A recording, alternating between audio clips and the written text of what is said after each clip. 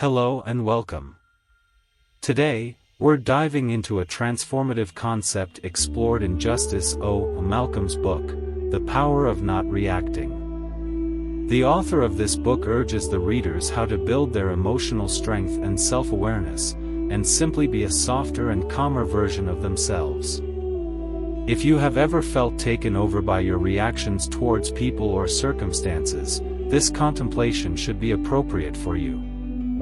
For now, let's look at the main concepts and the practical ideas that the book delivers. Let me give you an example. You have gotten into an argument, tempers are high on both sides. You feel the pressure building, and the next thing you know, you have acted or spoken in a manner you would not have.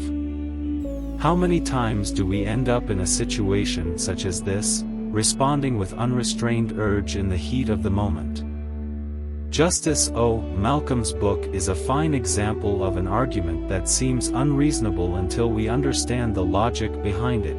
There is time to think before speaking. Now, let's be clear, not reacting doesn't mean being passive or indifferent. Instead, it's about learning to pause, reflect, and decide your next move with intention and clarity. This isn't just about managing conflict. It's about creating a life that feels less chaotic and more grounded. The author's first task is to display the difference between responding and reacting to situations. Most people tend to react, and they have an emotional response to a situation. This can be seen in people who respond by arguing, anticipating an attack, or making an impulse decision. Responding is not an emotional reaction. It is a thoughtful action where a person has control and understanding of the situation. Consider your own experience and ask yourself this: how often do you feel and act without prior consideration? Maybe you shot back at your friend after heaps of work, or even when someone was in an offensive discussion with you and you felt the need to justify your actions or self. But these kinds of moments need not end up with solutions. Instead, feelings of dissatisfaction. The narrative, as the author wishes to put across, is the opposite. First, emotions should not rule, and instead respondents must seek resolution so that further action becomes necessary. Then how can we develop this capacity to take a moment and make a choice about what we say? According to Malcolm, the answer lies within oneself. It hit me that I wonder how many of us realize the value of understanding ourselves and our stimulus, our insecurities, and the sequence of events that brings us to action. When we identify the source of our emotional responses, we can begin to adjust the flow. For instance, do you sometimes hear comments or find yourself in situations where you seem to react almost instinctively? Perhaps you tend to respond defensively to feedback, or become irritated when someone interrupts you.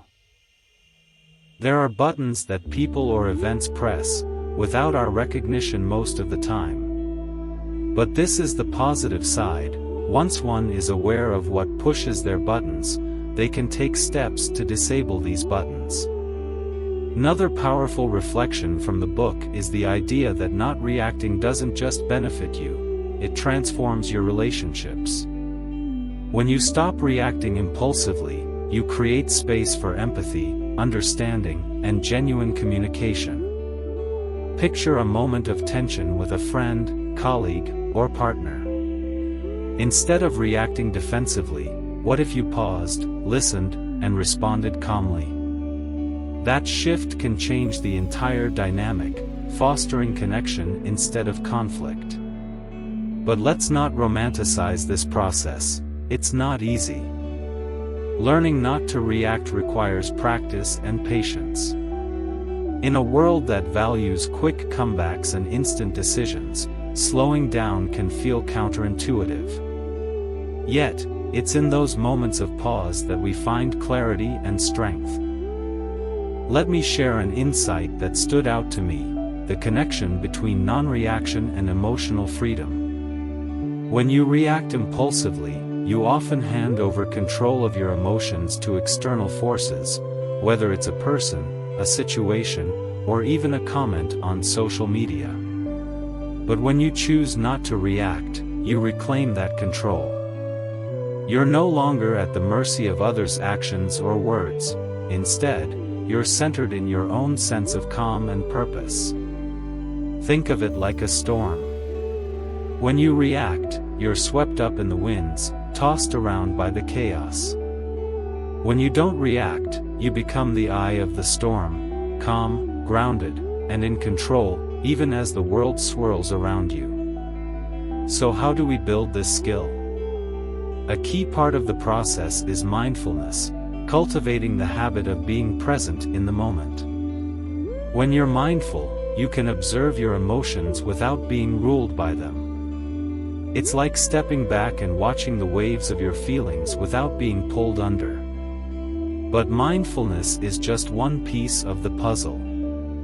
Equally important is learning to let go of the need to control everything. So much of our reactivity comes from a desire to fix, defend, or prove ourselves.